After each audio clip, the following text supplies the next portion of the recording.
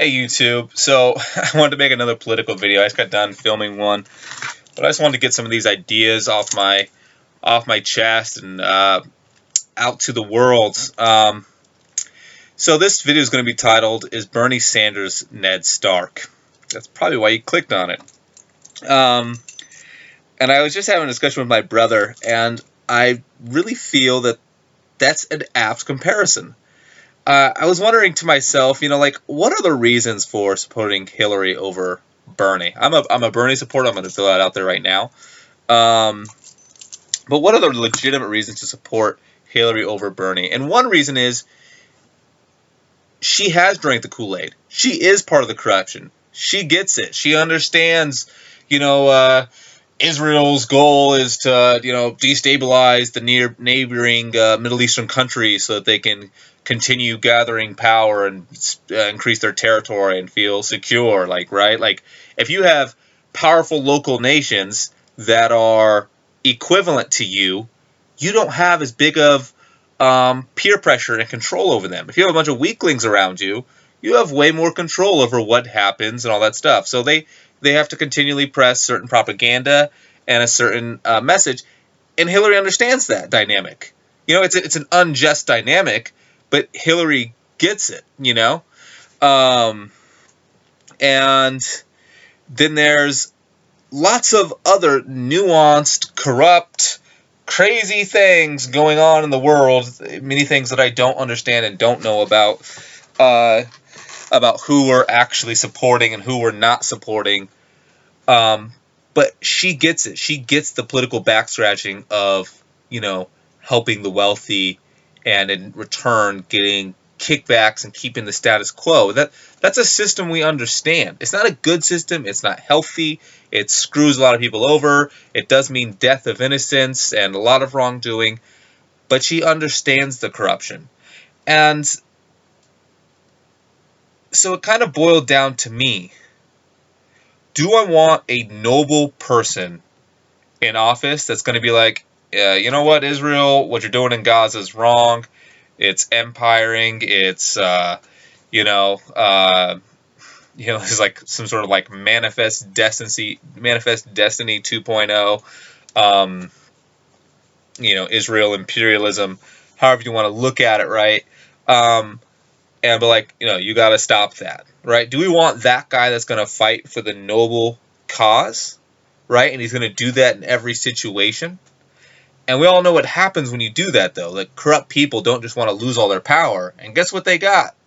Power to keep it. That usually, in case of Ned Stark, it ended up with him being beheaded, right? So, who do we want as president? Someone who gets those nuances and is going to, work within that, a gold finger, if you will, or what's that eunuch called? That overweight dude. Gosh. Erg.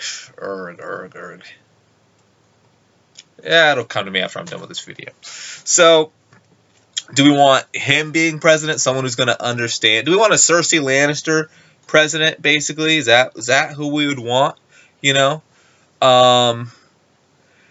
Or do we want a Ned Stark presidency? What's better? On the one hand, every person that's ever been like Ned Stark, Gandhi, Jesus, Malcolm X, Martin Luther King, Bernie Sanders, all those people, whenever they pushed against power, they always get killed, right? Because they're like, hey, you're not playing by the books, man. We have a lot of power. We're going to keep it this way. We're just going to remove you if you're an obstacle, They always get killed. Do we want him in power, who plays the game simple and honestly and nobly, or do we want someone who knows how to play the game in power? That's what it comes down to. And I think at the end of the day, you need to have the person in power that's going to match the world you want to live in. And for me, that's Bernie Sanders. But I think there's a legitimate argument to make that someone who's not going to play using the dark parts of the world, all those people are willing to kill people. They're willing to use dark money. They're willing to do all of this crap. That's how they got in power. That's how they're staying in power. They're willing to compromise in all of that stuff. It's really dangerous when you don't have a person willing to compromise on all that stuff.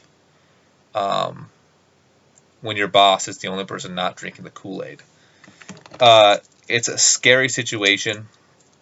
I will say, if we have a Bernie Sanders presidency, if we have a Ned Stark presidency, Cersei, aka Hillary, and Tywin, aka Obama, need to stay near him. They need to guard his back, and maybe he could find an Arya Stark to carry out some assassinations on the rare cases that the noble Bernie Sanders would use such things. But yeah, he needs to have those people close to him so he doesn't get screwed over. It's a very scary proposition, and I just hope Obama and Hillary will support him once we have President Bernie Sanders, because he is the best president. He is the best choice, clearly.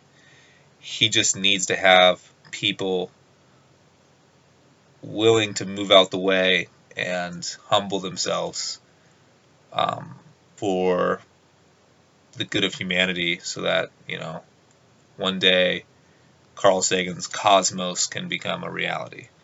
We're not just talking about visiting the stars, but we actually do visit them. We actually do have policies that can last us into the future, because the policies we have now are not. They're not.